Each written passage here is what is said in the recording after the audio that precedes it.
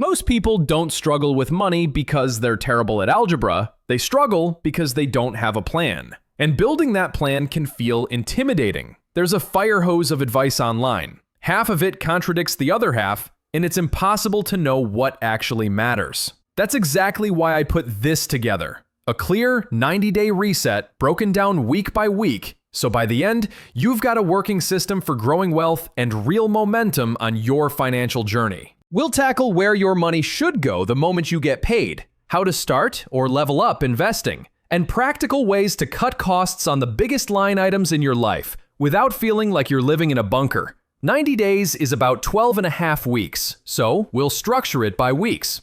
Do the actions for the week. Check the box, move forward. That's it. Week 1. Get radically honest about your starting point. Before we optimize anything, we need a clear picture of what's happening right now, what's coming in, and exactly where it's going out. Every successful business knows its revenue and its expenses down to the decimal. You can bet your local McDonald's knows yesterday's sales, today's labor cost, and tomorrow's delivery schedule. Your household should run with the same clarity. Your action? Pull the last 3 months of statements for everywhere you spend or receive money. Open them all side by side on your laptop or print them out. Your checking accounts, credit cards, loan accounts, and any other place money moved. We want to see the real flow, not what we think we spend. Now, categorize every transaction into 3 buckets. Fixed and essential expenses. Recurring, must-pay items that keep your life running. Rent or mortgage. Utilities. Insurance. Car payment. Transportation pass. Groceries.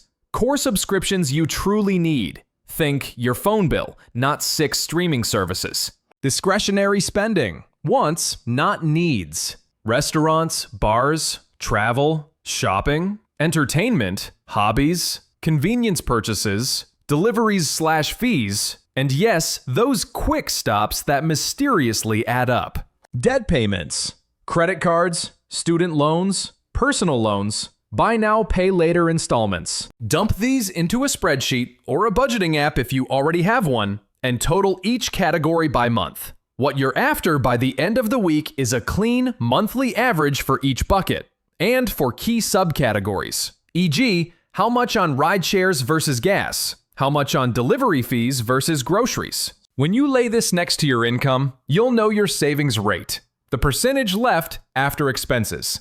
In business terms, we've just mapped revenue, expense breakdown, and net profit. If you complete only this step, you'll still learn more about your money than most people do in a year. You'll spot patterns immediately. The category that's quietly ballooned, the subscription you forgot, the random fee you've been eating for months. Finish week 1 and you'll be perfectly set up for week 2. Week 2. Cut the fat. Start with the easiest wins. This week is about surgical reductions. No starvation budgets, just trimming what doesn't serve you. Step 1. Sort spending from largest to smallest. Use your spreadsheet to rank categories by monthly cost. Here's a sample profile totaling $4,650 per month across rent, car plus insurance, groceries, eating out, shopping, ride shares, Ubers, utilities, subscriptions, bars, coffee. Step 2. Ask one question per category. What can I do in the next 90 days to reduce this 10 to 30% without wrecking my life? That's it. You're not trying to win an award for ascetic living. You're trying to free up $400 to $1,200 per month from this example profile. A few practical passes. Rent. Largest line item. Often the toughest to change quickly. You can negotiate at renewal, explore a less competitive neighborhood, or consider a roommate/house hack. But many people won't move mid-lease. If a $200 to $300 reduction is on the table, great. If not, don't force it this month. Hit the flexible categories hard instead. Ride shares. $225 per month. Why are you using them? Late nights, laziness on short trips, safety concerns. If it's habit, switching to walking, cycling, or public transit could cut $100 plus instantly, possibly all $225 if you commit.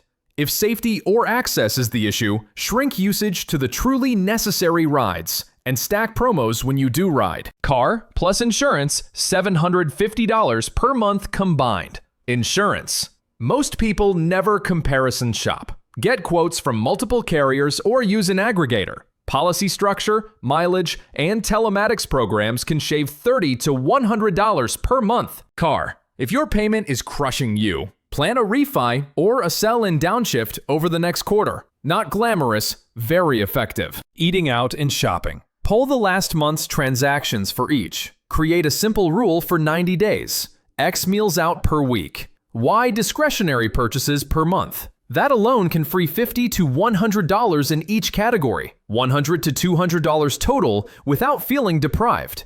Subscriptions. Audit everything. Keep only what you actively use weekly. Pause or cancel the rest. Many platforms let you rotate month to month. Line up a calendar reminder to reassess in 60 days. Utilities, bars, coffee. Incremental trims matter. Unplug vampire devices. Negotiate internet. Set a monthly cap for bars. Use loyalty discounts for coffee. Or brew at home 3 days a week. A handful of small tweaks becomes $50 to $100 per month quickly. Add up conservative cuts across these areas and you're easily at $400 per month saved. That's $4,800 per year. Enough to max a Roth starter contribution in some countries, cover a round trip to Europe, turbocharge debt payoff, or seed your investment account. The key is intention. If an expense doesn't clearly improve your life, pause it and keep the cash. Week 3. Automate everything. Pay yourself first. Now that you've built a surplus, remove willpower from the equation. We're going to make the right moves happen by default. Open a high-yield savings account, HYSA, for short-term goals.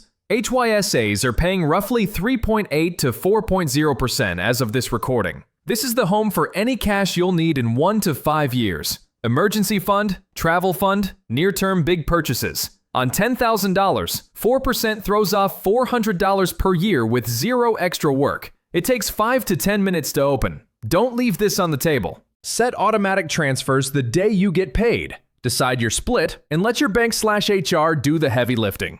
For example, I'm paid once a month on the 21st.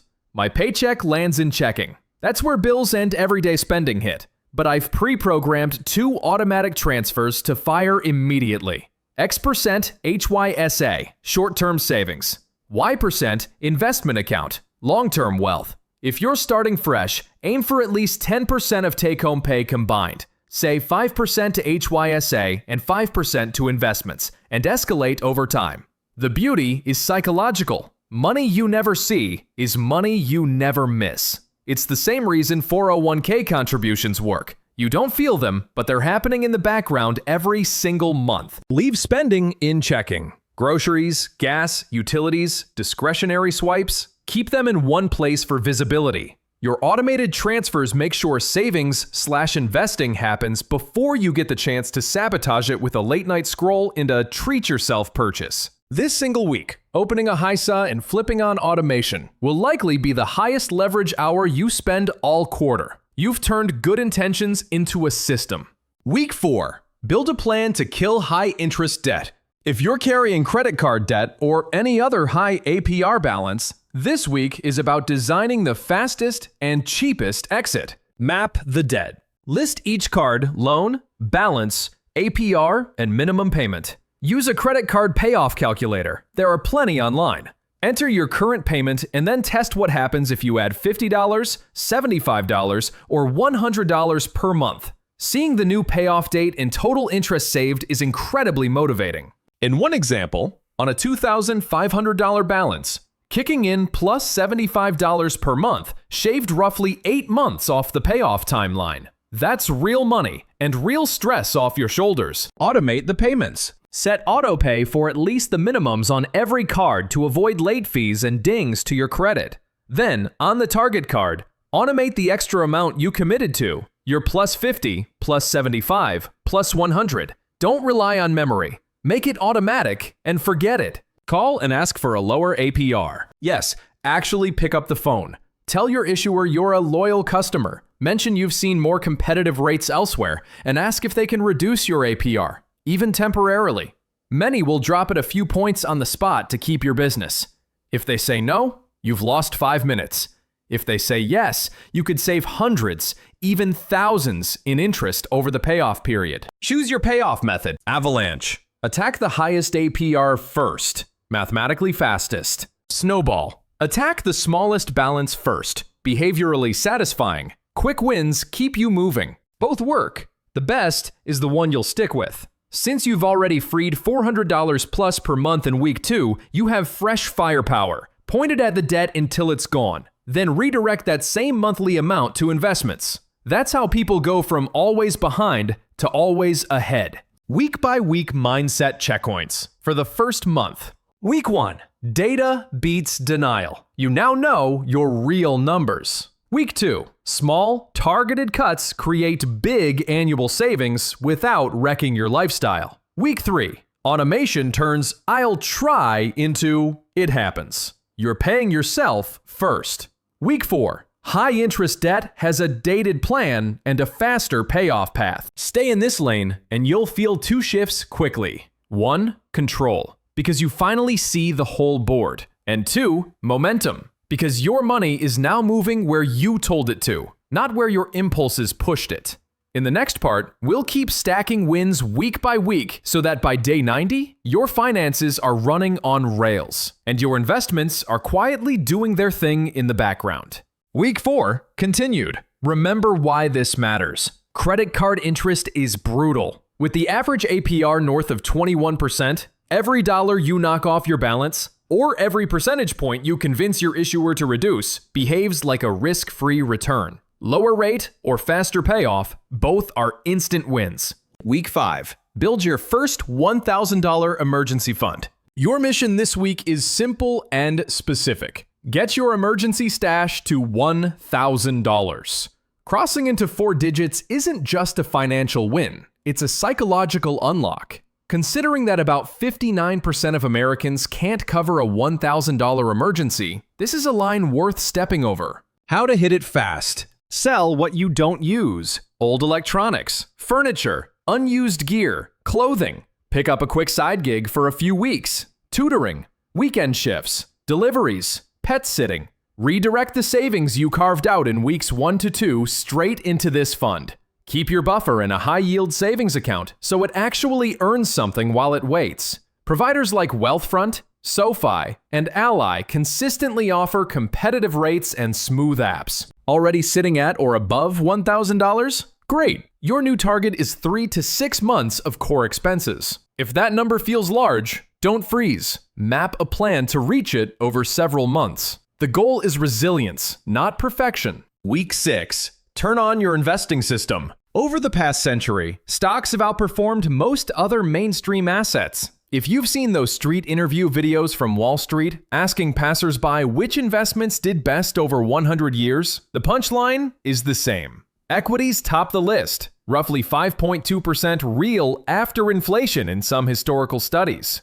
Beating out long-term bonds, precious metals, and even fine art. Real estate tends to land lower than most people expect over very long horizons. For a simple, proven starting point, anchor your plan in a low-cost S&P 500 index fund or ETF. With one purchase, you own tiny slices of hundreds of leading US companies. It's a passive strategy. Set it, automate it, leave it alone, and let the market's historical, approximately 8 to 10% average do the heavy lifting over time. What to do now? Open a brokerage at a reputable firm. Vanguard, Fidelity, Schwab, M1 Finance, etc. Link your bank and automate a monthly transfer. Buy your chosen S&P 500 ETF on a set schedule. Dollar cost averaging. Keep costs low. Keep behavior consistent. A quick sense of the stakes at 8% annualized. $100 per month for 30 years. Meaningful 5-figure cushion. $500 per month for 30 years. Mid-6 figures. $1,000 per month for 30 years. Roughly $1.49 million. The crucial ingredient isn't cleverness, it's consistency. Keep buying through boring months and scary headlines. Over time, the curve bends your way. Week 7. Grow your income. You can't cut forever. We trimmed expenses and automated savings. Now flip the script. Earn more. You can only reduce costs so far. There's no ceiling on income. Options to execute. Ask for a raise. If it's been a year or two, inflation has quietly clipped your buying power. Gather salary data, bullet your impact, and make the case. Even a not now often turns into a timeline and targets. Job hop strategically. In some fields, switching roles every approximately 2 years can deliver 30 to 40% jumps. Your mileage will vary, but the principle holds. The market often pays more than your current employer. Spin up a side hustle. Freelance the skills you already have. Offer a local service, pet care, tutoring, yard work. Flip items on Facebook Marketplace/OfferUp or deliver on nights/weekends.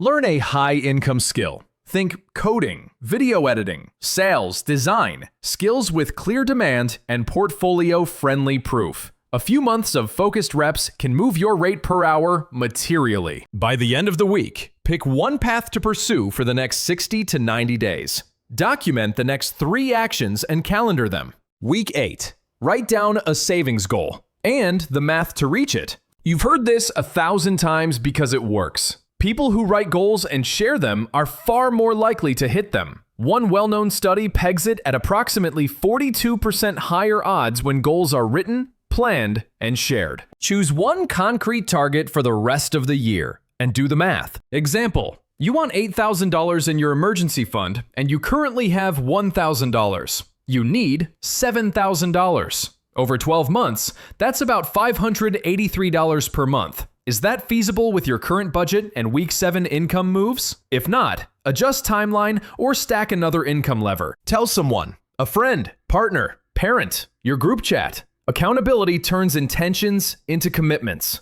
Week 9, credit cards. Use the tool, don't let it use you. Credit cards are a double-edged sword. Handled well, they're free perks and a credit-building machine. Handled poorly, they're a 21% APR anchor. If you have strong self-control, route your monthly spending through a cashback or travel card. Pay in full every month, no exceptions. Enjoy the rewards, cashback, points, upgrades, lounge access, purchase protections. If you tend to overspend, skip credit cards for now or test a low-limit card for 3 to 6 months. Watch your behavior closely. If balances creep or it stresses you out, retreat to debit while you firm up your habits. Why bother at all? Because responsible use builds credit. Payment history makes up 35% of your score. On-time payments and low utilization signal reliability. Unlocking lower interest rates, higher limits, and better terms on car loans, mortgages,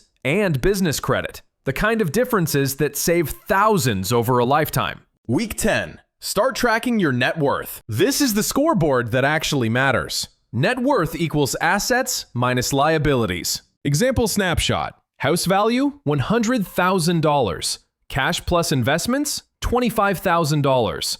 Car loan balance, $30,000. Net worth equals $95,000. Track it monthly or quarterly, whatever you'll stick to. I keep a simple spreadsheet. Date columns across the top, asset/liability rows down the side. Watching the trend line climb is weirdly motivating, and it helps you catch drift, like debts creeping up or idle cash stacking too high. Week 11. Re-audit your spending. Weeks 2 to 10. We're 8 weeks past the first audit. Time to check the plumbing. Pull the last 2 months, categorize again, and compare to your week 1 to 2 baselines.